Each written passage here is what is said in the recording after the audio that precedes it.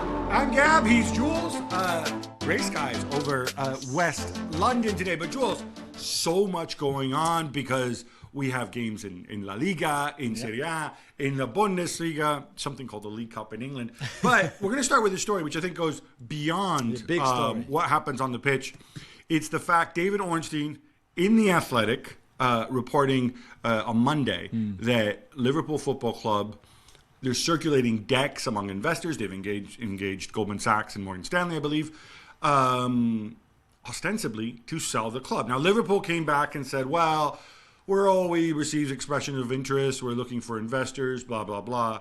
But this is pretty huge, which is why we're talking about this and not the fact that Liverpool's C team went out and needed penalties to beat Derby County. Yeah, true. They needed penalties to start with the game, the football. Quavin Kelleher in goal. Yeah. Again, amazing in the penalty shootout. He's won 4 now. 4 penalty shootout in 18 games, I think. That's an amazing stat. It's an amazing ratio. The best ever in Liverpool history as a goalkeeper.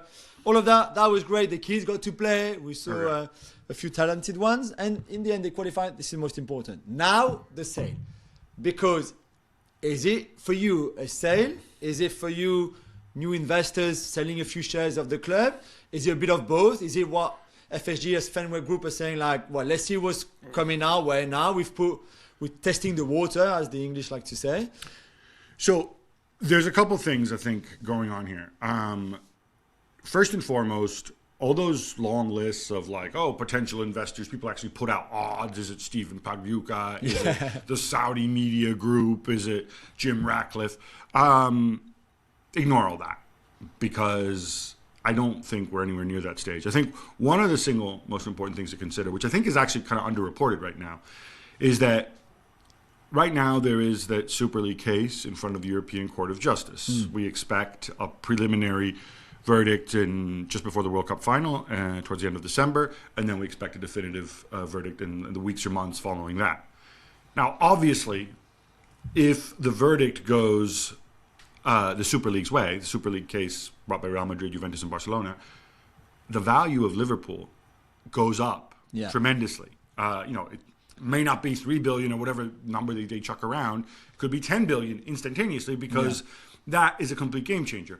So, whereas if they lose, the value of Liverpool doesn't really change because we kind of have the status quo.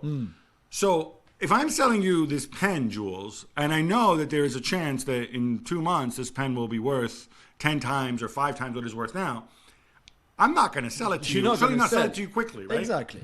I think that's one big factor to consider. I do not expect anything happening quickly. I think the other big question is the fact that this came out so publicly, because we saw Chelsea, they denied it. Now we know that they were up for sale 3 years before. Not up for sale. They were willing to entertain offers, which is, let's face it, this is where Liverpool are now. And yet, they weren't actually circulating decks. Now, people say, well, for people who don't know, an investment deck is basically, it's like a business plan, it's like a proposal of with usually figures quite detailed with figures, projections, and so on, how they calculate their value, whatever. To print physical copies, and Ornstein got his hands on one of these, and it means that they're not exactly moving very secretly about this. No, they wanted this to be known, clearly. They definitely, I think, wanted this to be known. They've been there 12 years. You can understand why, whether it's a full sale or just investment and part ownership, whatever. You can understand why they're seeking this for the good of Liverpool Football Club. And, for their good as well. For their own good, right? But right now the club needs an investment, needs more money to be able to compete with. Well, and I think that in some ways is the elephant in the room, right? Obviously, these are very, very wealthy men. They look at the landscape around Europe.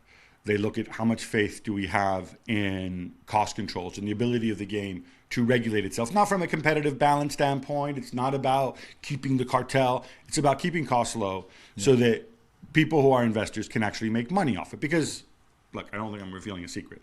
Paris Saint-Germain and Manchester City. Saudi, we don't know yet. Yeah. Whatever they say now about being profitable with investments, but over the years, they have obviously put in a lot of money, which in terms of bottom line return, bottom line dollar return, they did not get back. So they lost money for many years, right? They will never get back unless they sell. Yeah, and they can say we got them back in terms of image, soft power, whatever. I don't want to get into that argument, right? But the point is, Henry and Warner, people at FSG, they're not interested in soft power. They're interested in delivering some kind of return. Of course. So the question is, are they low? Are they not where they want to be? Obviously, we've gone into a recession. Yeah. Is this why they're doing it? Maybe they bought the club for what, 400 million? Was it 12 years ago? If they sell it for 3 billion now, I mean, that's an incredible profit. And those people are finance people. Yeah. This is what they do. They investment people. So the return is crazy. That's part of the story. I don't think that's all the story. We're going to get into this in a more granular way on the Gab and Juls podcast.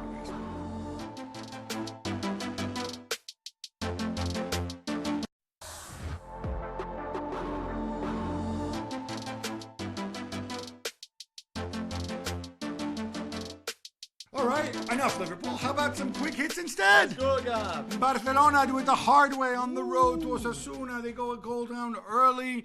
They play with more than an hour with 10 men after Robert Lewandowski's red card. But still, they win 2-1. Jules, victories like these matter emotionally, right? You're right, Gab. They matter a lot in terms of points to start with, because you stay at the top and you open a 5-point gap with Real Madrid, of course, before they play on Thursday night. Emotionally, you're right, to get this team even more together, to believe even more. You sell the narrative, we've got grit, we've got bounce back which ability. it was, because to be fair, Osasuna played so well, don't deserve to lose that game, maybe not even to draw it.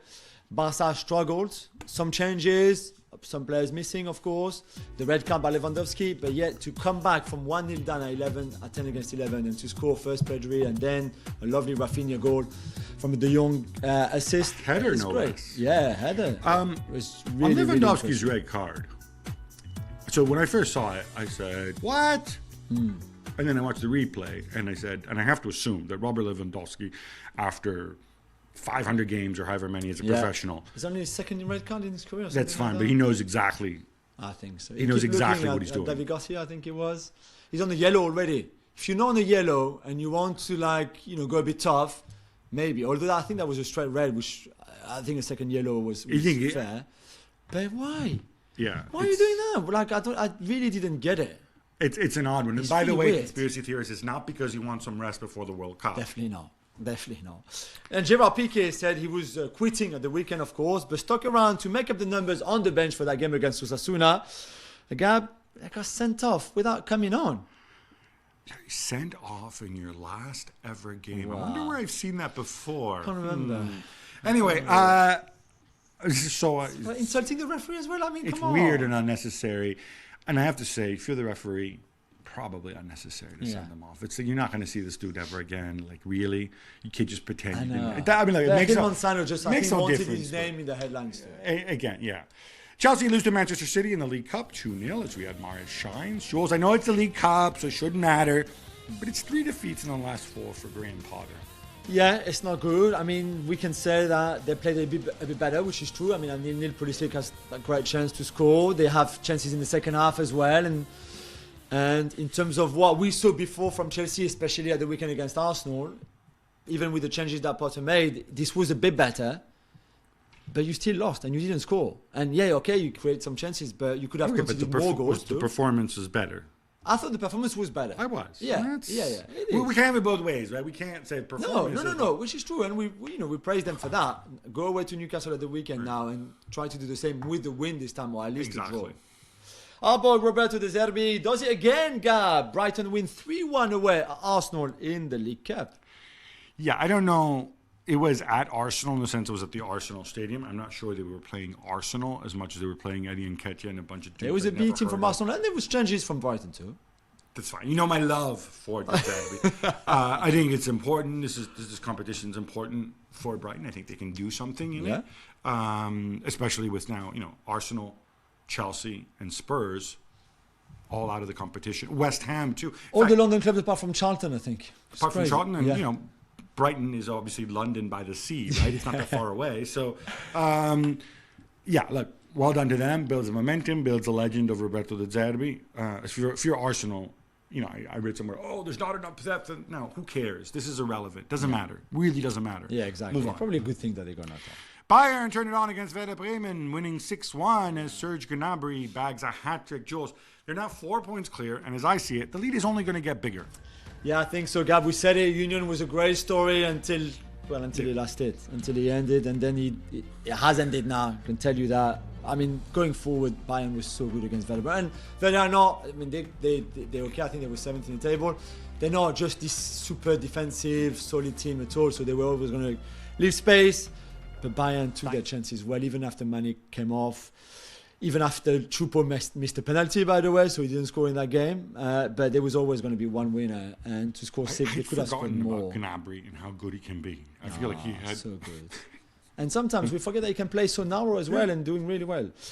Napoli have now built up an 8-point gap in Serie A, the top of Serie A, following the 2-0 win against Empoli. Gab, Osimhen didn't score, but he did get a penalty. He did win a penalty. He did get a penalty, which he left to Chucky Lozano to take, because of course, this is... I think it speaks to... I don't know, because Osimhen's taken some, Lozano's taken others. I think Zelinski's taken penalties too. Zelinski scoring the second in this game. The penalty was kind of bogus. But on balance, I thought they deserved to win the game. It's an incredible run. I think in the last 14 games, they lost to Liverpool, won every other game. They're in a good place.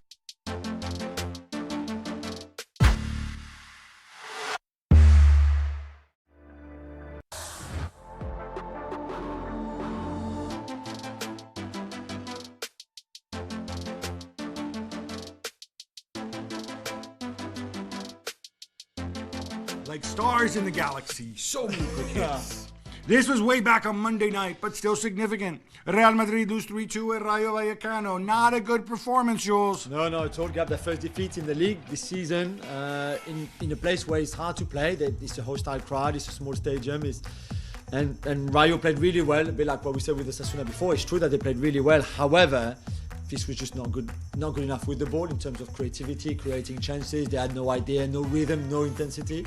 And defensively, I mean, come on, considering 3 goals, they haven't kept a clean sheet all season in the league. Courtois not happy. I think they conceded 13 in 13 or something crazy like that.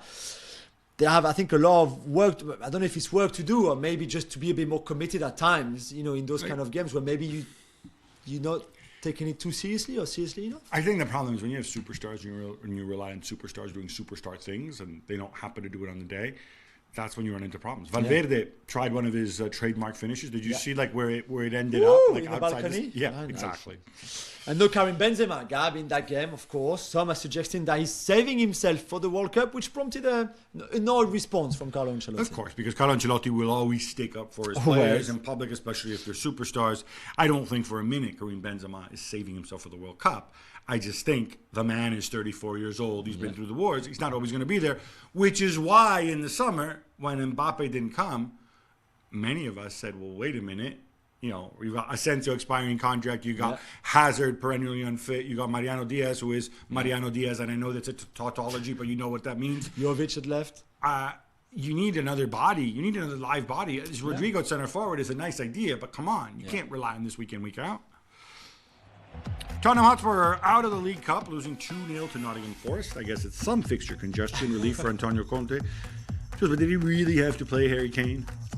I don't think so, but Conte said, that's the only team I could have played. This is the only players I could have played. I think if you really want to, you can always find a way. Play a bunch of no-names? But yeah, this can't be your priority anyway. So what's the point of starting almost your strongest team in a game like that and not even winning it? At least if you win and you have a bit of momentum and you go into the last game of the week, before the break at the weekend in a different mind. Now you lost to Liverpool, you lost to Forest. Back-to-back games, you're under pressure again, and you're going to play those players again. It's just like, come on, it's not good. It's not good. Roma drew with Sassuolo 1-1 on Wednesday night. Gab and Jose Mourinho was not happy, especially with one single player. Yeah, I have never seen we've seen Mourinho at times be critical of players and so on, but in fact, no, I have seen it before. And it was your buddy Gerard Houllier picking on David Ginola after France failed to qualify for the '94 World Cup. But you know what? That was like nearly 30 years ago. Yeah. This is extremely rare. He came out and he said, everybody on the team was pulling together. Everybody was showing unity except for one guy. Now, obviously, say who he is, but we all know. He didn't say who it is. Everybody's assuming he's referring to Rick Karstorp, who was poor in this game, and also who, at the weekend after the Lazio defeat in the derby, when all the Roma players went this ritual that they have in Italy and in Germany too.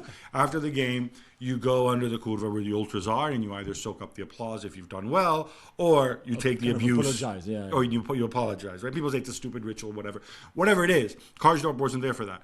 Mourinho actually said, "Oh, I've already told him to go find himself a new club in January." It's pretty extreme. Again, you have to put your faith in Mourinho that he knows what buttons to push. But again, not something you see every day of the week. No. France announced their World Cup squad. Jules, how do we feel about the world champions? We feel good. I mean, especially attacking-wise, because the front seven, the seven magnificent, as I call them, that Deschamps picked, Benzema, Mbappe, and Nkunku, Dembele, Coman, Giroud, and Griezmann are pretty amazing. Defensively, it's very strong, especially with the youngsters, Konate, Upamecano, Saliba, all of that. In midfield, though, the 5 players who have been picked in midfield, Rabiot, Chouameni, Fofana, Guendouzi, Veretout, none of them have ever played in the World Cup. Only one has played at the Euros before, Rabiot. Yeah. And lack of experience. And that went well at the Euros for Rabiot. Exactly. So this is my worry, but hey, trust the process. Was Rabiot's mom included in the squad? From the world champions to the World Cup favourites, Brazil's squad will not include Roberto Firmino, but there is a place for Dani Alves, 39, as a player or as an assistant coach? Stop being unkind. No, Dani Alves has been playing. He's been playing in Mexico. He's been playing for UNAM, right? He hasn't played for a while, though. I haven't watched the games, but I presume he's fit and moving around the pitch and doing what Dani Alves does. I don't think he's going to start, but you got 26 players. I have my faith in Chichi, and he knows what he's doing. As for Firmino, I feel for him a little bit because I think obviously last season was difficult for him. This season was better. I also think with these players, if you're going to bring a center forward, you know multiple center forwards, ideally, you need actual center forwards, not somebody who is essentially a false nine, which is how he plays for Liverpool. I think so. It makes more sense. Pedro, Richarlison, definitely. If you're going to go that way. Yeah. Borussia Dortmund lose away to Wolfsburg 2-0. Jules, did we get a little too carried away with our excitement over Youssoufa Moukoko? No, I don't think so. But we've said, not just this season, Gab, but in the last, 5 years maybe, that consistency was their problem anyway. And they can be very good like they were at the weekend and then in midweek. Not good at all. And I thought they'd move past that. But no, they clearly haven't. We said after the draw against Chelsea that Dortmund might implode between now and when that game is going to be played. And you saw a lot of that against Wolfsburg. It's just, Wolfsburg, one, are not very good. But two, they scored early, and that helped them, of course. But then Dortmund didn't have any response to it. Do you know what I mean? It was just not good. It was like a very average performance, average game. And in the end, you lose. And all this kind of credit that you had before, you've lost as well already. Can we give some love for Niklas Süle, though, as a rampaging right back? You know my thing for oversized fullbacks, whether it's Niklas Süle or Dan Burn. That's pretty cool. I know. Atletico Madrid fall at Mallorca 1-0. Gab out of Europe entirely. Now joined 4th in La Liga. If you're Cholo Simeone, what are you thinking? Or if you're Atletico Madrid, what are you thinking right now in terms of your manager? You sack him? If you're Atletico Madrid, as in like the club, as in like Cerezo and Achille and these guys, I think you're thinking, let's wait for the situation to get really bad. Because we don't have the stones, we don't have the guts to let Diego Simeone go. And he's a proud man, and it's more likely that he will walk away. Like, come on. Well, they're 4th in the table, right? No, I know, but they're joint 4th in the table. They're better than the teams around them. I think that is how bad it can get. He needs to have an obvious rethink. This thing at the end of the game where it's like, let me chuck on Lamar and Joe Felix. Anyone and everyone, This is not a team. This is a situation where you have a bunch of talented individuals. They had a team ethos before where people had specific roles. There was a ton of chemistry. Now you have a bunch of pieces that don't fit together. Yeah. And your solution in games, unless you score early, is to throw these guys on and wait for them to do something. It didn't happen against Mallorca. They need to go better. I think he needs to really, really have a long reflection over this break because Atleti fans, I think, deserve better. Yeah. And then, by the way, we also saw, I think it was the last game before this, that the Frente Atletico, they staged some kind of protest, some kind of strike where they were late coming in and then they were signed the rest of the game. Yeah, of course. It's not just about Simeone, but, there are issues there. Yeah. It looks like Sadio Mane is out of the World Cup. Jules, this is a body blow for Senegal. It's massive. I think it might be included. He will be included in the squads. Aliou Cissé will hope for the best that maybe he can be fit for the third game. The problem is Senegal are in Group A, so they play straight away. At least if they were in the last group, for example, they'll have a bit more time. Now it's tricky. I was told it's 3 to 4 weeks for that injury that he picked up on Tuesday night, which is devastating, really, for him. Let's just hope that he can at least be fit, and if they qualify for the last 16, then he will have a role to play, but it's such a long shot. It's crazy. Inter bounced back from their defeat to Juventus with a 6-1. That's right, 6-1 win against Bologna, and Gab, Simone Inzaghi has a way of averting a full-blown crisis. Sorry. Yeah, and the way is just play Bologna, because I think they scored the last time they had scored 6. They were playing Bologna as well. Really? Wow. They went a goal down in this game to one of the... And go on YouTube and check this out, because it is one of the luckiest own goals. No, sorry, it wasn't an own goal, but the Bologna guy shot it. It hits Lico Yannis, takes a weird trajectory into the back of the net. And this is when you wonder, Inter coming off the feet. But look, I said against Juve, they weren't bad against Juve. They played well. Yeah. I think Simone Inzaghi, I don't know how he does it, because Inter's a zoo, but he has a way of keeping things calm. He has a way... This feels, dare I say, more like a team mentally than... well, good by Dzeko as well. Wow. Dzeko. I thought you appreciated the attackers. And 2 goals as well for my boy, Fede Di Marco. Greg Berhalter has announced his U.S. squad for the World Cup, and there's no Ricardo Pepi, I believe, still the most expensive MLS sale in history. Yeah. Jules? Yeah, I think this is a surprise, of course, like Zach Steffen to a certain extent, maybe Jordan Pefok too. Some names that maybe you would have expected to be there in the 26-man squad. Berhalter made his choices. I think, he has his reasons, I'm sure. For Pepi, I think he's been scoring. He's been doing well in the Eredivisie. And you would also think that you're playing this World Cup with 2026 in the back of your mind, and this is going to be a great experience for anyone that you can bring to Qatar, especially younger players. And not to see Ricardo Pepi in there is, for me, a bit disappointing. I am a bit surprised, too, because I know people say I don't want to manage a 26-man squad. It's not just him. But you can also call these people and then cut them and then send them home when you get to Qatar. It's not... if you handle it in the right way, if you say, hey, Ricardo, I was going to cut you, but, maybe something can still happen. Maybe we're going to have something. Will you come with me? And show me. Or whatever. Like there is a way to do it in a nice way. He seems like a nice guy. Pepi, I don't have no idea if he's reasonable or whatever. He's not going to go and play the diva, I would hope, I would imagine. So I am a little surprised. Yeah.